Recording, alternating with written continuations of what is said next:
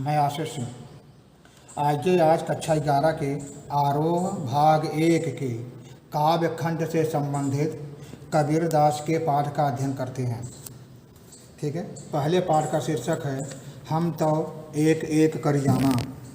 ठीक है, पहले पाठ का शीर्षक है हम तो एक एक कर जाना। हाँ, एक एक शब्द का अर्थ देखते हुए व्याख्या का अध्ययन करते हैं। हम ये जीवात्मा, एक एक दो बार आया है, दोनों के अर्थ अलग अलग हैं। एक एक संख्या बोधक है और दूसरा एक परमात्मा से संबंधित है। कबीरदास जी इस पद में या इस पहले पद में परमात्मा को सृष्टि के कण कण में देखा है और उस परमात्मा के ज्योति स्वरूप को भी स्वीकार किया है। परमात्मा को सृष्टि के कण कण में देखा है और उसके ज्योति स्वरूप को स्वीकार किया है। कबीरदास जी कहते हैं हम तो एक एक कर जाना। हम तो इस जीवात्मा को और परमात्मा को एक करके समझो, एक करके जानो। हमें अर्थात जीवात्मा और परमात्मा को एक ही करके जानो।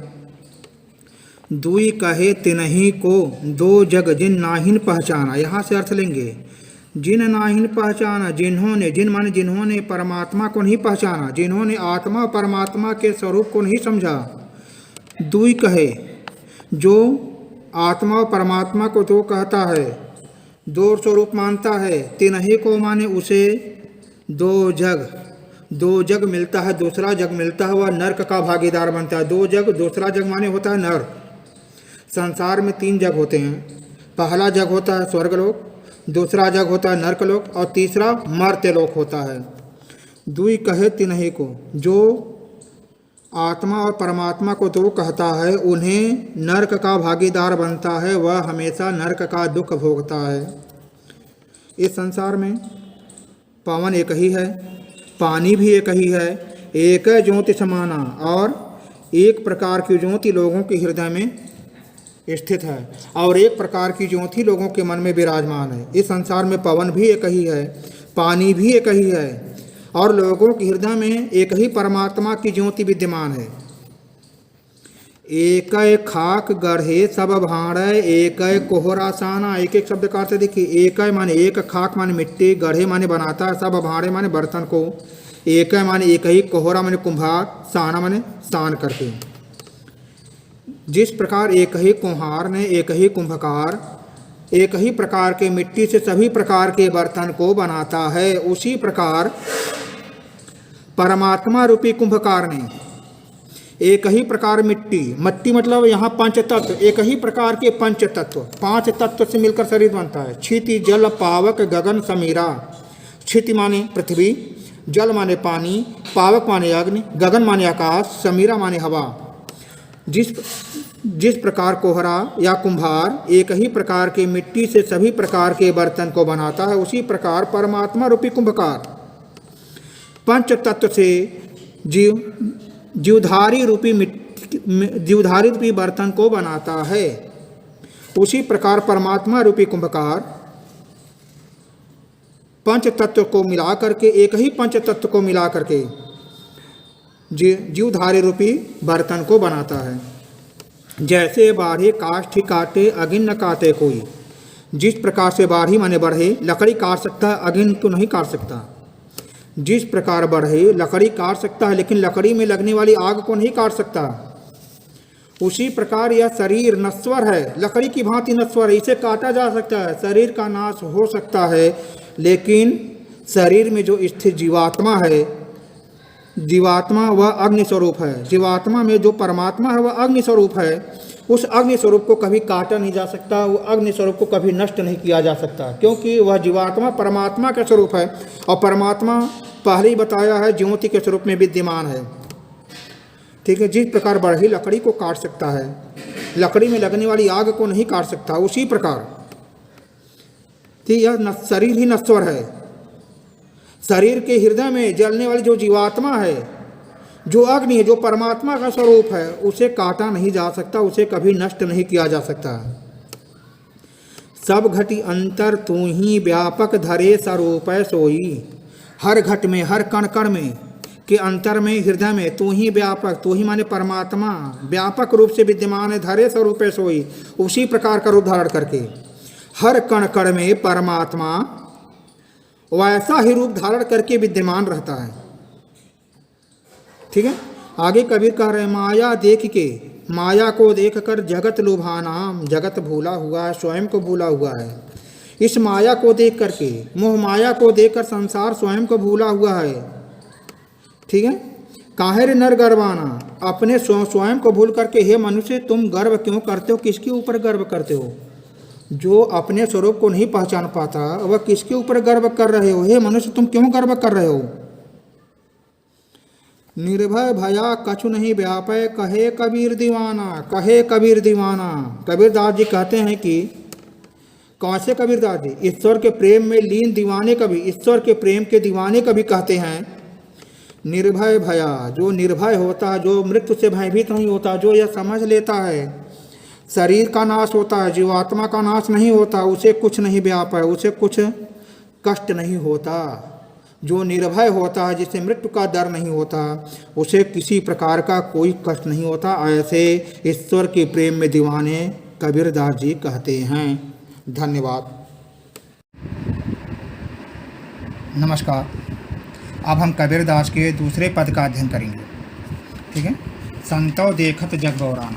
दूसरे पद में कबीर ने बाह्य आडंबर पर प्रहार किया है और साथ ही यह भी बताया है कि अधिकांश लोग अपने भीतर की ताकत को पहचान कर अनजाने में अवास्तविक संसार से रिश्ता बना लेते हैं, वास्तविक संसार से हमेशा बेखबर रहते हैं। ठीक है। आगे कबीर ने कह रहे हैं, संतो ए भाई, संत भाई देखिए, जग बौराना, ये संसार बौरा गया है, पागल हो गया है। बौराना माने पागल होना। यह संसार पूरी तरह से पागल हो गया है। क्यों पागल हो गया है? सांच कही तो मारन था। यदि इनसे सच्ची बात बताई जाए, संसार की वास्तविकता की बात बताई जाए, तो ये मारने के लिए दौड़ते हैं। झूठे जगपतियाँ ने यदि झूठ बोला जाए तो तुरंत विश्वास कर लेता है। संसार की वास्तविकता के विषय में न बता करके, ठीक है, सांसारिक मोहमाया में लीन रहने के लिए इन लोगों को कहा जाए, तुरंत विश्वास कर लेते हैं। नेमी देखा। आगे कबीर कहते हैं, नेमी देखा, नियम व्रत का पालन करने वालों को मैंने देखा है इस संसार में। धर्म का पालन करने वालों को देखा है। प्रातः करे स्नाना, और प्रातः काल उठकर स्नान करने वालों को भी देखा है। आत्म मारी, ऐसे लोग अपनी आत्मा को मारते हैं, अपनी आत्म शक्ति पर विश्वास नहीं करते, अपनी आत्म तत्व पर विश्वास नहीं करते, केवल पखान ही पूजे, पत्थर की पूजा करने में लगे हुए हैं। उनमें कछु नहीं ज्ञाना, उसमें कुछ भी ज्ञान नहीं है। वे ज्ञानी होने का केवल ढोंग करते हैं, को वो केवल ढोंग करते हैं कि सबसे बड़ा ज्ञानी मैं ही हूँ। बहुतक देखा पीर अवलिया। ठीक, मैं इस संसार में बहुत से पीर अवलिया लोगों को देखा है, धार्मिक लोगों को देखा है, बहुत संतों को देखा है।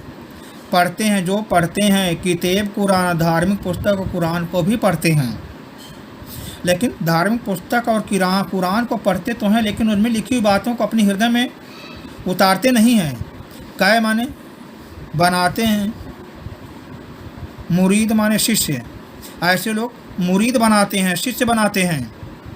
जो धार्मिक पुस्तक पढ़ते हैं, कुरान पढ़ते हैं, लेकिन उसका अनुकरण नहीं करते। ऐसे लोग दिखावे के लिए, केवल दिखावे के लिए अपने शिष्य बनाते हैं और तदबीर माने उपाय बताते हैं। कैसा उपाय? मोक्ष प्राप्त करने का उपाय बताते हैं।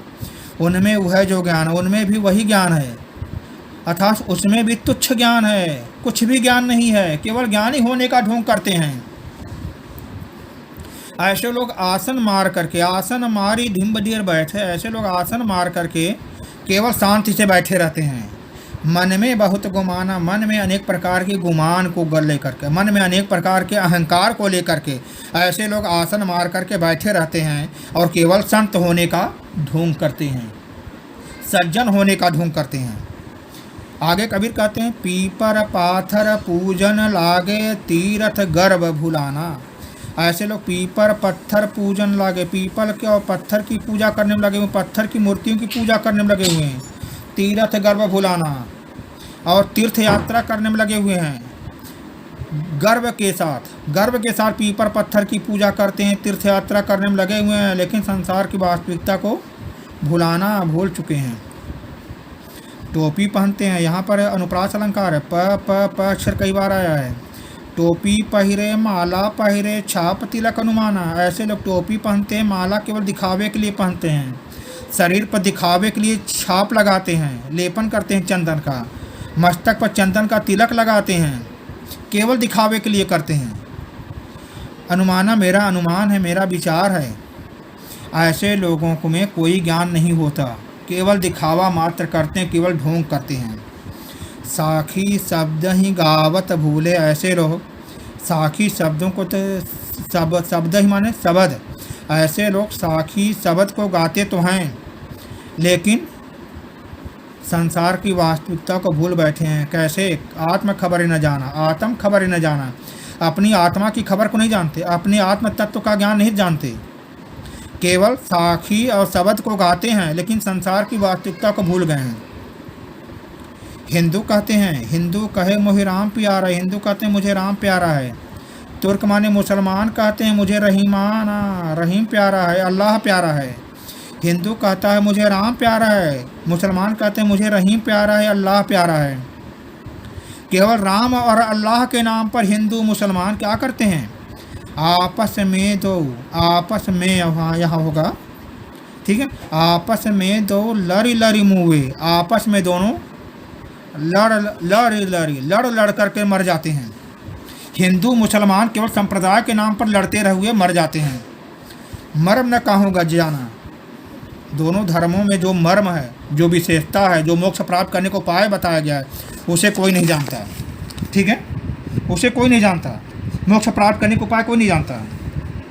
ऐसे लोग करते क्या हैं? घर घर मंत्र देत फिरत है महिमा के अभिमाना, अपने महिमा के अभिमान में, अपना सम्मान बनाने में केवल घर घर घूम करके मोक्ष प्राप्त करने का मंत्र देते हुए फिरते हैं। ऐसे लोग जो अज्ञानी होते हैं, जो केवल दिखावा करते हैं, जो केवल ढोंग करते हैं, केवल अपने सम्मान के अभिमान में हर घर में घूम करके मोक्ष प्राप्त करने का मंत्र देते हैं। ऐसे शिष्य गुरु के सहित सीख सब बूढ़े, सीख माने शिष्य, सब बूढ़े माने डूब चुके हैं।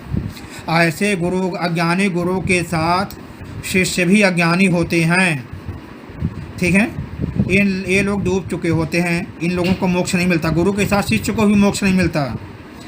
अंत काल पछताना, अंत समय में इन लोगों को पछताना पड़ता है, इन दोनों लोगों को पछताना पड़ता है, क्योंकि मोक्ष प्राप्त करने का इनके पास कोई उपाय है ही नहीं, इसलिए पछताते हैं। कहे कबीरदास जी कहते सुनो हो संतो, हे संत भाई सुनिए, ये सब मर्म भूलाना, ये सब, ये हिंदू और मुसलमान, ये सभी लोग जो अज्ञानी लोग हैं, जो धार्मिक लोग हैं, केवल धर्म का पाखंड करने वाले लोग हैं, मर्म को भूल गए हैं, वास्तविकता को भूल गए हैं, ईश्वर की महिमा को भूल गए हैं। धार्मिक पुस्तकों में जो मर्म बताया गया, जो विशेषता बताई गई, जो मोक्ष प्राप्त करने को उपाय बताया गया है, उसको अपने हृदय में नहीं धारण करते, दूसरों को मोक्ष प्राप्त करने का उपाय बताते हैं। केतिक कहो कहा नहीं माने, केतिक कहो कहा अनुप्रास अलंकार है। सहज सहज समाना, स अनुप्रास अलंकार है, ठीक है। ऐसे लोगों को केतिक माने कितना भी, कहो माने कहो, कहा नहीं माने, कहा नहीं मानते, आदेश नहीं मानते। ऐसे लोगों को, ऐसे पाखंडी लोगों को कितना भी कहा जाए, कितना भी समझाया जाए, लेकिन हमारी कहना को नहीं मानते, हमारे समझावन को स्वीकार नहीं करते। ऐसे लोगों को क्या कहा जाता है? सहज सहज रूप, सहज सहज समाना। सहज माने सहज रूप से, सहज माने होता परमात्मा को समाना, समाने प्राप्त किया, परमात्मा को बड़े सहज रूप में प्राप्त किया जा सकता है। अर्थात जो परमात्मा है उन्हें प्राप्त करने के लिए केवल प्रेम की आवश्यकता होती, बड़ी सरलता से हमें परमात्मा का हमें साथ मिलता है, और जिसे परमात्मा का साथ मिल जाए उसे मोक्ष की प्राप्ति भी होती है। धन्यवाद। ठीक है, समझ में आ गया सबको? अब आगे अगले कलेवर के साथ, एक नए कलेवर के साथ आपसे पुनः भेंट होगी। तब तक के लिए